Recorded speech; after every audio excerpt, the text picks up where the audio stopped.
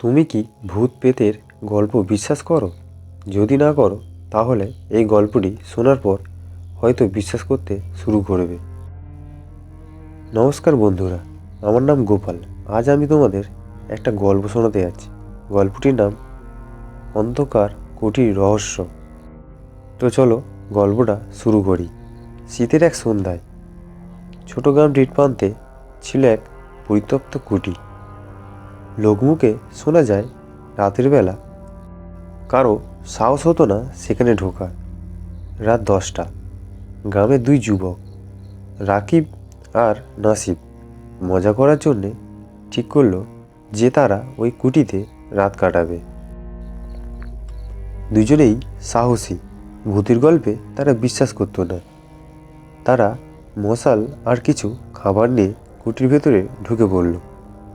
কুটির ভেতরটা ভয়ঙ্কর নীরব, ধুলা জমে সব কিছু অন্ধকার আর পুরানো। একটা পুরনো টেবিলের ওপর মোমবাতি জ্বালিয়ে তারা বসে পড়ল।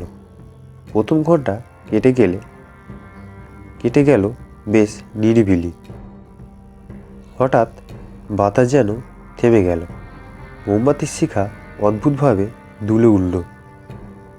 রাকিব আর নাসিব একে অপরের দিকে তাকালে আচমকা দরজার দিকে তাকিয়ে দেখল একটা ছায়া ধীরে ধীরে এগিয়ে আসছে। নাসিব কাঁপা কাঁপা গলায় বলল, ওখানে কে? কোনো উত্তর এলো না, শুধু ছায়াটা আরও কাছে এগিয়ে এলো। তখন একটা চিৎকার। কুটির জানালাটা নিজে থেকে খুলে গেল আর ঠান্ডা বাতাস ভেতরে ঢুকে মোমবাতি লিভিয়ে দিল।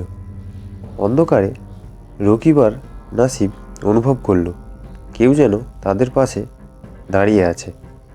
হঠাৎই কানে এক ফিসফিস শব্দ, তোমরা এখানে কেন?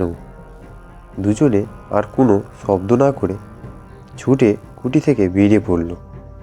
গ্রামের মানুষরা সকালে দেখল কুটির দরজা একটা লেখা, আরও একবার ঢোকার চেষ্টা করো, শেষবার বাঁচিয়ে দিলাম। সেই থেকে কুটি নিয়ে আর কেউ কোনো কথা বলে না, কিন্তু রকিব আর নাসিব আজও রাতে ঘুমোতে পারে না। তো গল্পটি ভালো লাগলে লাইক, কমেন্ট অ্যান্ড সাবস্ক্রাইব করো।